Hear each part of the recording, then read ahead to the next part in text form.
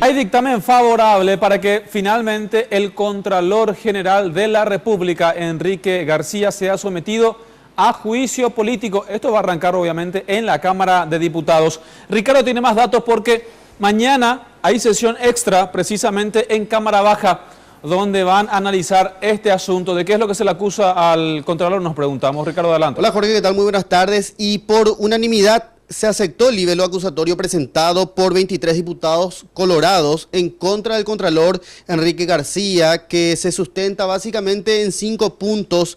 Si podemos observar, el director nos pone la placa. Las causales de la remoción sería por imputación por uso de documento público de contenido falso cuando se encontraba como asesor jurídico de la comuna capitalina. También como segundo punto, asignación irregular de viáticos.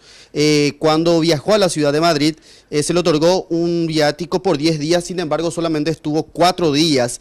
También la contratación irregular de una consultoría, el cual encargó a su directora de gabinete que modificó solamente un punto del manual de funciones de la institución y por el cual cobró 108 millones de guaraníes. También la concesión indebida de privilegios, utilizó una ampliación presupuestaria y otorgó esto a sus allegados. También tráfico de influencias.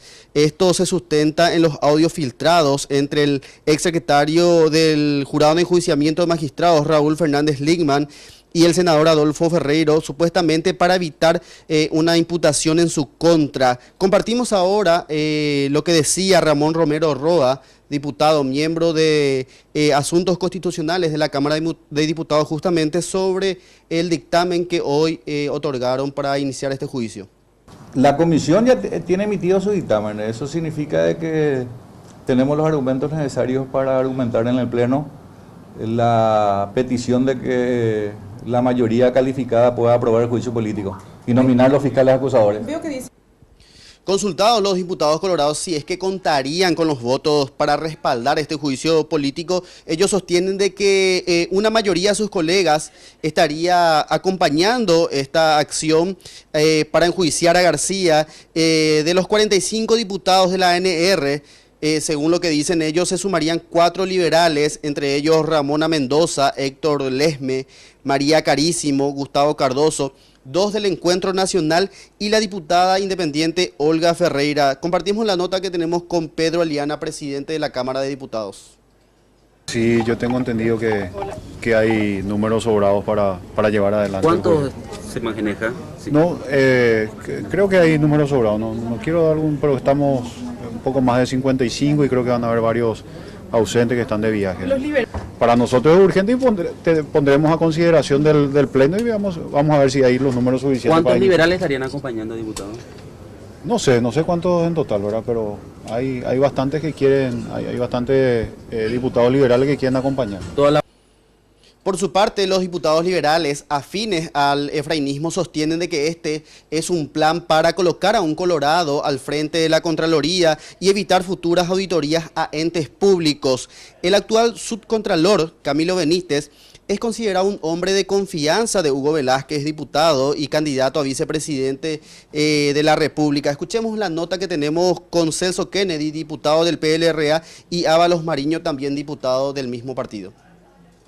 Es bastante llamativo también a nosotros el hecho de que en este momento, estando en campaña electoral y próximo a tener un nuevo poder ejecutivo, de que al parecer o da la impresión de que por temor a que pueda tener una derrota electoral, plantee el juicio político al Contralor, ya que el decreto presidencial se puede modificar a través de otro decreto. Y entonces tienen miedo al Contralor General de la República, que entendemos nosotros, si quieren removerlo por juicio político, a lo mejor tienen algunas cuestiones que auditar en este momento del Poder Ejecutivo y lo atemoriza.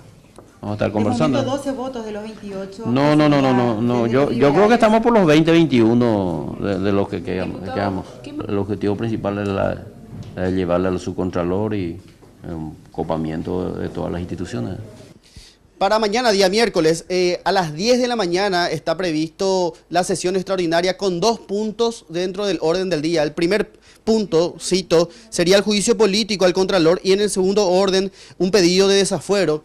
Una vez que se apruebe este juicio político, el inicio de este juicio político en la Cámara de Diputados, esto pasaría posteriormente a la Cámara de Senadores, donde se tendría que obtener 30 votos para poder remover definitivamente al Contralor de la República.